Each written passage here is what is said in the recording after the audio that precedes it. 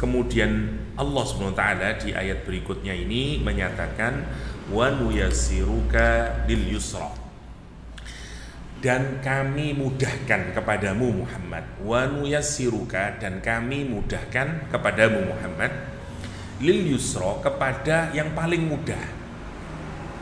Ayat ini menarik direnungkan. Yang pertama kata yusra yang di akhir itu. Yusra itu adalah bentuk superlatif, ya. Kalau mudzakkar aisar, kalau perempuan yusra. Tapi dia berfungsi sebagai kata sifat. Kalau ada kata sifat itu bikin pertanyaan, kenapa? Karena kita tidak tahu apa yang disifati. Wa nuyassiruka lil yusra, dan kami akan memudahkanmu Muhammad menuju yang paling mudah. Pertanyaannya, nopo paling mudah nih? Lah ngoten to. Nah ini menarik Al-Quran, dan tidak dikasih tahu di sini. Wa nuyassiruka lil yusra. Karena itu para ulama kemudian memikirkan ini dalam beberapa pendapat. Yang pertama, kalau dilihat ke atasnya munasabahnya, karena di atasnya sanukri'uka fala tansa, Nabi akan dimudahkan oleh Allah untuk bisa membaca. Jadi yang pertama maknanya wa nuyassiruka lil yusra, makna yang pertama adalah kata Ibnu Katsir, bukan Ibnu Katsir.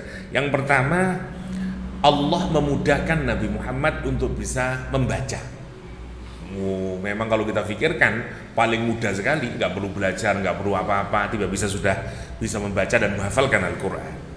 Yang kedua, nuyassiruka li an ta'mala khairan. Ini pendapat Ibnu Abbas, juga dikutip oleh Ibnu Katsir, tusahilu 'alaika af'alal khair wa aqwalahu.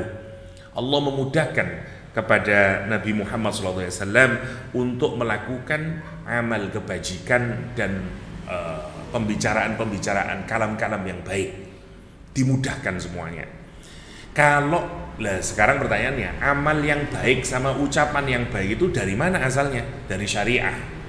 Maka berarti apa maksudnya Allah memudahkan Nabi Muhammad untuk beramal soleh, untuk berkata-kata yang baik?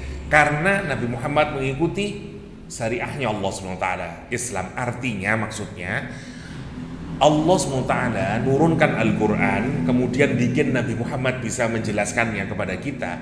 Itu sebenarnya adalah jalan yang paling mudah untuk kita berbuat baik, jalan yang paling mudah untuk kita bisa berkata-kata yang baik. Gini maksudnya, kita itu seringkali menganggap bahwa ajaran agama itu menyusahkan. Urip nih oleh melu agama, sumpek ngene gak oleh, ngene gak boleh, lah gitu. Banyak orang menyatakan gitu. Golek sing halal haram mau susah kok. Malah do oleh ngene diharamno, ngene diharamno. Susah banget rasanya ikut agama itu, gitu. Pikirannya manusia itu begitu. Disuruh jilbaban, enak-enakan enggak usah jilbaban, malah panas kabeh jilbaban. Disuruh nutup aurat, disuruh nyari enggak boleh riba, disuruh macem-macem. Kesannya yang didapatkan oleh banyak orang merasa bahwa kalau kita ini hidup dalam ajaran agama bukan ke lil yusra tapi lil usra, lah ngoten to. Bukan mudah tapi malah tambah sulit. Nah, ngoten. Nah, Quran itu mengklaim enggak. Kalau kita ngikutin agama ini, ngikutin Al-Quranul Karim, kita makin lebih mudah. Baik dalam kita melakukan amal soleh atau baik dalam kita ini melakukan ucapan-ucapan yang baik, atau mudahnya nanti kita mudah dalam bersikap, kita mudah dalam berucap, baik keluarga kita, kehidupan kita juga tambah baik, dan seterusnya. Ekonomi kita makin baik, negara kita makin baik, dan seterusnya. Karena tidak mungkin Allah itu berbohong. Wa nuyassiruka lil yusra. Masalahnya kemudian kenapa kita ini kok sampai merasa bahwa ngikutin agama ini kok susah? Banyak orang menyatakan setelah taubat itu kok makin susah ya. Dulu waktu kita ini tidak ngikutin jalan Allah kok kayaknya lebih mudah ya, misalnya. Karena itu setan ya yang ngasih ketakutan kepada kita, akan jalannya itu susah. Kita kalau ngikutin agama itu rasanya susah. Padahal kalau kita masuk ke dalamnya, kita ikutin petunjuk agama itu, nggak ada kehidupan yang lebih memudahkan buat kita. Zahiran wa batinan. Hati kita jadi lego, seperti yang kemarin saya contohkan perempuan berjilbab nih. Sebenarnya nanti semuanya ikuti ekonomi Islam, lah jauh lebih memudahkan kehidupan kita. Ikutin cara hidup beragama ini. Nikah coro agomo, gampang asli nih. Sing ruwet nopo? Budaya kita yang bikin ruwet. Kudu saene, kudu ngene, kudu macem-macem. Lah itu yang ruwet. Asli ini lek coro Islam gampang. Sebenarnya semuanya, karena itu Allah menyatakan yuridullah ayyukhaffifa ankum. Allah itu menghendaki kemudahan buat kita. La yukallifullahu, kita ini tidak dibebani oleh Allah kecuali illa wus'aha. Kita pasti mampu melaksanakannya, mudah buat kita. Ustaz, sholat 5 waktu ini wabut ya Ustaz. Benar ya. Sing kalau kita pikir yang ngerasa abot niku asline nopo? Nang ngoten to. Hati kita, nafsu kita, akal sehat kita, dan seterusnya. Bagi orang yang sama lah, jogging itu bagi nafsu kita berat. Siapa yang tidak bilang berat jogging? Pagi-pagi harus jogging, aduh berat. Tapi bagi akal kita yang waras, niku baik karena nanti menyehatkan, karena nanti begini. Akal mendorong, ayo lario, dan seterusnya. Jadi kita ini harus menanyakan kepada diri kita, apa sih yang dimaksud dengan berat itu? Menurut siapa standar berat itu, dan seterusnya. Lah, agama ini mengantarkan kepada kita bahwa semua ajaran agama itu wa nuyassiruka lil yusra, nomor 1. Yang kedua, kalau kita ngikutin agama ini, insya Allah akan dimudahkan oleh Allah SWT. Dimudahkan kita menjalaninya, dimudahkan kita mengikutinya, dan seterusnya, dan seterusnya. Ustadz, kita nggak usah berteori lah. Kenyataannya sekarang, orang Islam itu hidupnya susah.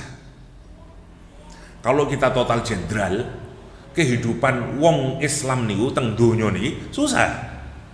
Level kemiskinannya, gitu, pendidikannya, politiknya, dan seterusnya lah. Dibanding negara-negara yang tidak menggunakan Al-Quran sebagai pedoman hidup, kok koyo gampangan wong sing ndak gawe Quran. Nah ngoten kita ini.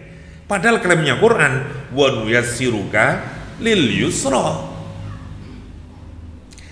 Kenapa kita kok merasa berat? Karena kita tidak jalanin isinya Al-Quranul Karim.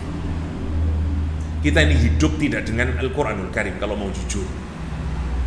Semuanya gini, apalagi kalau kita ini bicara keumatan, bicara satu umat. Sebentar lagi kita masuk Ramadan ya.